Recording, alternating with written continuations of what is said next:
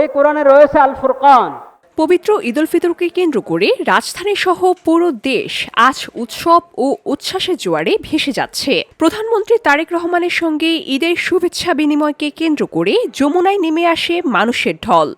বসুন্ধরা, উত্তরা, বনশ্রী, কুড়িল ও বাড্ডা সহ রাজধানীর বিভিন্ন স্থানে অভিজাত ও অত্যাধুনিক মানের ফ্ল্যাট কেনার এক নির্ভরযোগ্য প্রতিষ্ঠান প্লেজেন্ট প্রপার্টিজ লিমিটেড। শনিবার সকাল 10টা থেকে শুরু হয় আনুষ্ঠানিক শুভেচ্ছা বিনিময়। তবে সকাল 8:30 থেকেই সর্বসাধারণের জন্য যমুনার প্রাঙ্গণে প্রবেশপথ খুলে দেয়া হলে মুহূর্তেই বাড়তে থাকে ভিড়। সাধারণ মানুষ, দলীয় নেতাকর্মী এবং বিভিন্ন শ্রেণী পেশার মানুষের উপস্থিতিতে পুরো এলাকা পরিণত হয় এক বিশাল মিলন মেলায়। শরীফের মধ্যে বর্ণিত এই হাদিস।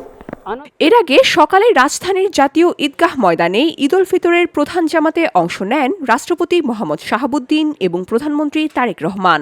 এরপর দুপুর 1:15টার দিকে রাজধানীর জিয়া উদ্যানে গিয়ে মা বাবার কবর জিয়ারত করেন তিনি। এ সময় বিএনপির অন্যান্য শীর্ষ নেতারাও তার সঙ্গে উপস্থিত ছিলেন। পরে রাষ্ট্রীয় অতিথি ভবন যমুনায় ফিরে সর্বস্তরের মানুষের সঙ্গে ঈদের শুভেচ্ছা বিনিময় করেন।